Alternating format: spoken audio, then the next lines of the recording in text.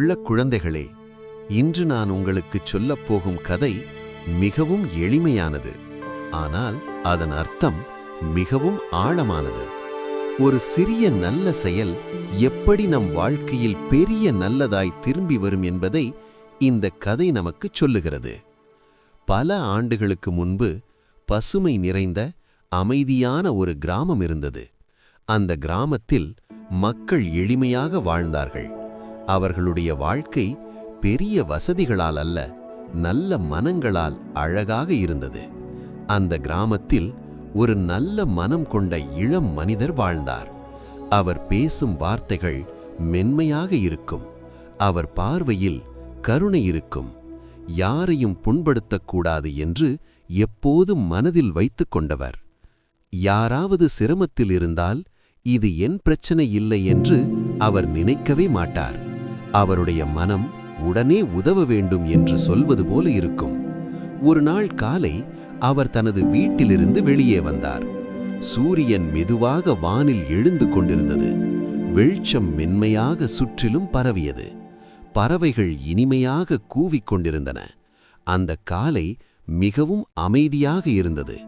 அவர் கிராமத்துக்கு வெளியே செல்லும் ஒரு சாலையில் மெதுவாக நடந்து கொண்டிருந்தார். அப்போது தூரத்தில் ஒருவர் சிரமத்தில் இருப்பதை அவர் கவனித்தார். அங்கே யாரும் இல்லை, யாரும் கவனிக்கவில்லை. ஆனால் அந்த இளம் மனிதரின் கண் மட்டும் அதை கவனித்தது. அவர் சிறிதும் தயங்கவில்லை, சிறிதும் யோசிக்கவில்லை. யாராவது வேறு ஒருவர் உதவி செய்வார்கள் என்று நினைக்கவும் இல்லை. அவர் அமைதியாக அந்த நபரிடம் சென்று ஒரு சிறிய உதவி செய்தார். அந்த உதவி பெரிதாக தெரியாமல் இருக்கலாம், ஆனால் அது முழு மனதோடு செய்யப்பட்ட உதவி. அந்த நபரின் முகத்தில் ஒரு நிம்மதி மலர்ந்தது. உதவி செய்த பின்பு அந்த இளம் மனிதர் எந்த புகழையும் எதிர்பார்க்கவில்லை. யாரிடமும் இதை குறித்து சொல்லவில்லை. நான் நல்லது செய்தேன் என்று பெருமையும் கொள்ளவில்லை. அவர் அமைதியாக அந்த இடத்தை விட்டு நடந்து சென்றார். அந்த நேரத்தில் அவருடைய மனம் மிகவும் லேசாக மகிழ்ச்சியாக மாறியது. ஒரு நல்ல செயல் உள்ளுக்குள் எவ்வளவு அமைதியை கொடுக்கிறது என்பதை அவர் உணர்ந்தார். நாட்கள் மெதுவாக கடந்தன. வாழ்க்கை வழக்கம் போல் சென்று கொண்டிருந்தது. அந்த நிகழ்ச்சி அவர் மனதில் ஒரு இனிய நினைவாக மட்டுமே இருந்தது. ஒரு நாள் அந்த இளம் மனிதரே ஒரு கடினமான நேரத்தை சந்தித்தார். எதிர்பாராத பிரச்சனை, மனம் கலக்கம், என்ன செய்வது என்று புரியாத நிலை. அவர் தனியாக நின்றார். அப்போது எதிர்பாராத விதமாக ஒருவர் வந்து அவருக்கு உதவி செய்தார். அந்த உதவி அவருக்கு பெரிய ஆறுதலாக இருந்தது.